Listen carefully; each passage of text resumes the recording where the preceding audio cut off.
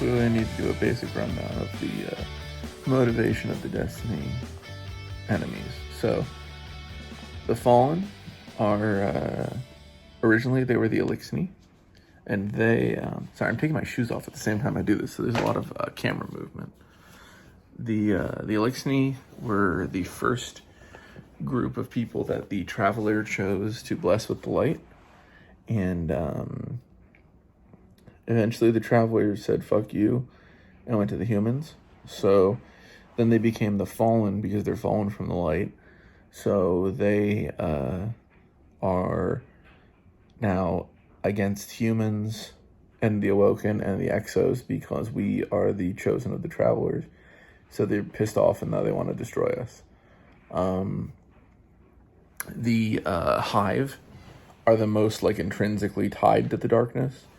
They were originally these worms on a planet called Fundament, and then they talked to these like they were like these little dudes, these little tiny dudes like this big, and then their rulers talked to the ancient worms, which are like these enormous monsters. There's 3 of them. And that's how Oryx and Savathun and Xivu gained power. So now they're big monsters, and they transformed into the Hive, and they do all sorts of space conquering. And their general point is to impose the sword logic on everyone, which is like an evil, well, maybe evil, I don't know.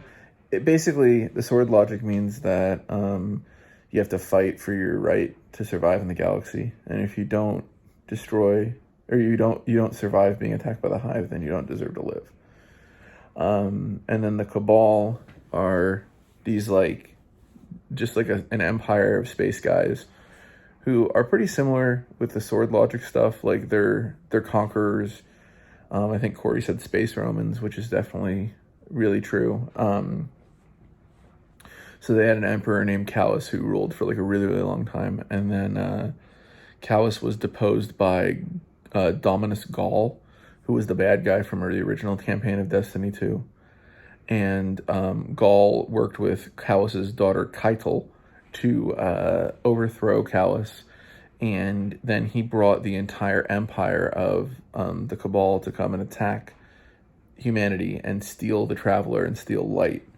So he was successful, and he utilized light to attack everyone. But then shit went bad for him. We blew his brains out, splattered his big Cabal brains all over the pavement.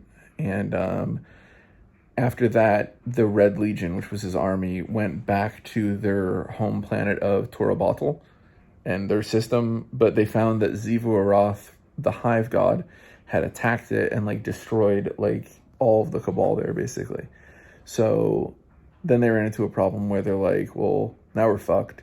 And Gaul's dead, and Callus has like fucked off because after Callus was defeated, he went and communed with the darkness, and he realized that everything was going to get fucking killed by the darkness. So he went to, he brought the Leviathan to Nessus and started testing all of the Guardians. So that's all the Leviathan raid shit.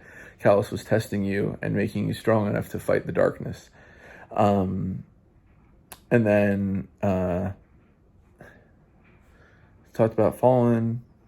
Oh yeah, I should also mention that in Season of the Chosen, Keitel brings the remains of the Cabal Legion to chat and try and like have a war council with Zavala. And basically she's like, hey Zavala, she pulls a real Daenerys, and she's like, bend the knee to me and I will destroy Xivu Arath and the rest of the Hive, and we'll all be good together.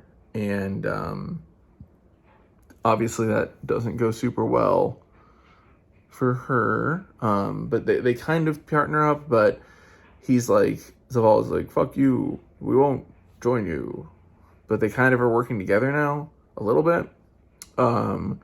But basically, like, most of the Cabal is dead, and the Cabal that we see in the game are like all the Cabal that are left. So all of the Cabal have completely abandoned their home system, and their entire empire is now here because Zivu-Arath like fucking decimated like hundreds of millions of Cabal, like planets, billions and billions of Cabal are dead now because Zivu-Arath just overran their whole area, or their whole home system when their entire army was here fighting the Guardians and trying to steal the Traveler. So last is the Vex, I guess. The Vex, again, are pretty intrinsically tied with the whole concept of the darkness, but it's because the Vex are like, it's like their motivations are like unknowable, right? Because they're this hyper advanced machine race, and their whole thing is that like they run like constant simulations and know the future. That's what Lakshmi, the future war cult person, was doing. She used Vex technology to try and see the future as well. But the Vex basically like are able to see all of the future. Got myself off there. The Vex are able to see all future options at once, basically, and they use that knowledge to like make these unknowable choices, right? Like they like change planets to be theirs, and their basic reason for being seems to be to destroy all like organic life in the universe. But it's not really possible to know why they're doing it. It kind of seems like maybe they're doing it to destroy the darkness, but they might be friends with the darkness. Like the Black Garden stuff was like this evil thing going on with like darkness energy and shit. But we still don't really know what exactly the darkness is. Like we know the pyramid ships are a thing, but it's kind of hard to know what they're doing. Like they seem to want to help us. Kind of, but not really, but kind of. Like they send bad things like the nightmares and everything in Shadowkeep.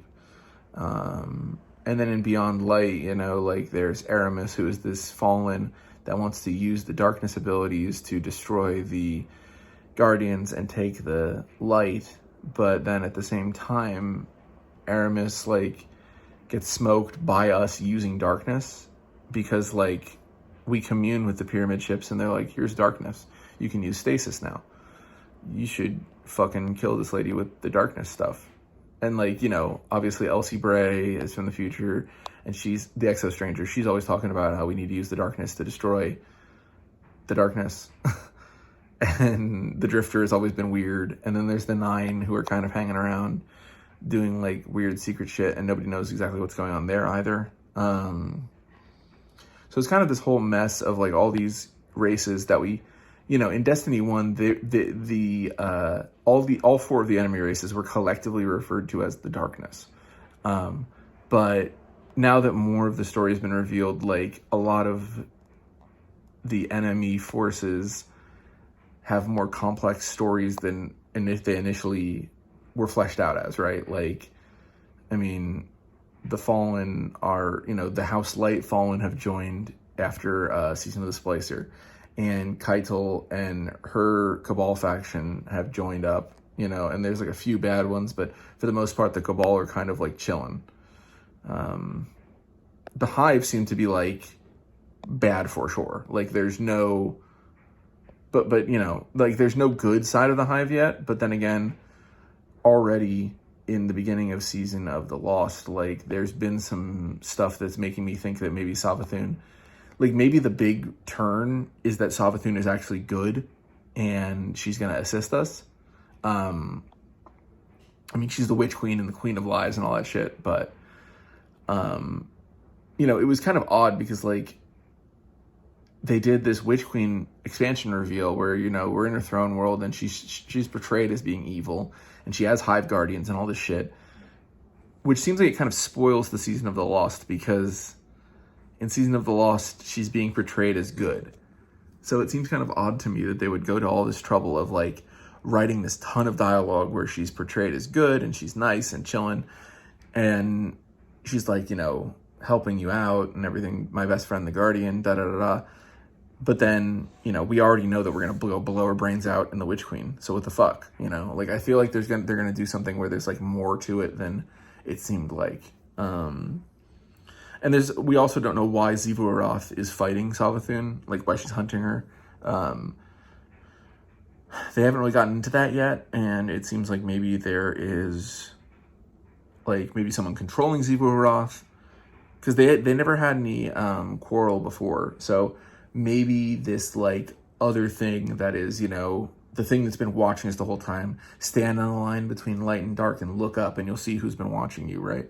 So maybe there's it seems like there is like a third power in the universe aside from light and dark that is like the ultimate big bad, right? And maybe that's what deploying the pyramid ships, because it seemed like at first the pyramid ships were the darkness, but it's kind of seeming like now maybe they aren't. And that, when you go and commune with the darkness, there's like that weird statue with the big cloak over it. So maybe it has something to do with that.